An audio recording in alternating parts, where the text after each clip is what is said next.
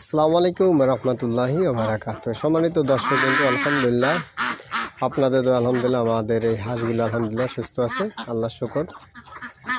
হাঁসগুলি treatment করার কিছু বিষয়বস্তু আমি আপনাদেরকে স্মরণ করে দিচ্ছি। আজকে যেমন আমি ওদেরকে সকালবেলা ধান খাওয়াইছি, এরপরে আপনার কুড়া দিয়েছি, এরপরে আরেকটা জিনিস আপনার দেওয়া হয়েছে, সেটা হলো নতুনত্ব জিনিস, কলা গাছটাকে কেটে টুকরো করে তা আপনার মেডিসিন সহ 3টা খাবারের সাথে মিশ্রণ করেছি। ওরা আপনার সকাল থেকে খেয়ে রয়েছে, এ পর্যন্ত বেতালা করেনি, অথচ আমাকে দেখলে ওরা পাগল হয়ে যেত খাবারের জন্য। এখন ওরা সেই পাগলামিটা করে না, কারণ ওরা পেটটা ভরে হয়তো বা খেয়েছে, এই জন্য আমাকে অতটা ডিস্টার্ব করে না। তা নাহলে এত সময় একদম চিকচিক করে, মানে আলাদা জগতে প্যাক করে নিত। ঠিক আছে বন্ধুরা, ইনশাল্লাহ ভালো থাকবেন। আসসালামু আলাইকুম।